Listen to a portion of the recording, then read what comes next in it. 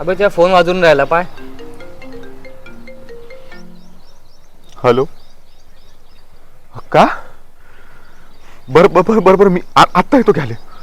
हो हो हो ठीक आहे ठीक आहे. हो बस आलोच आत्ता. अबे फोन कोणाचा वे आणि तुला खुश काऊन आहे? अरे दादा मी बहीण येत आहे मला राखी बांधायला. हो का? हे तर आनंदाची बातमी आहे मग. हो दादा खूप आनंदाची बातमी आहे. आज 10 वर्षानंतर दादा माझी बहीण मला राखी बांधायला येत आहे. आज माझ्यासाठी दादा दिवाळीपेक्षा मोठा सण आहे दादा. दादा खूप खुशी वाटतं का 10 वर्षानंतर दादा माझी बहीण मला राखी बांधायला येते दादा. दादा मी आत्ता तिला जाऊन घेऊन येतो. ती फाट्यावर येऊन आहे दादा. हो जा जा जा. दादा तू या गाडीची चाबी दे मला. मी आता जा जा मग सावकाश जा. हो दादा हो मी तिला घेऊन येतो. संपत्तीच्या वाटण्यासाठी आज माणूस नाते विसरत चालला आहे. बहीण भावाचं हे पवित्र नातं असं संपत्तीच्या वाटण्यासाठी तुटलं नाही पाहिजे.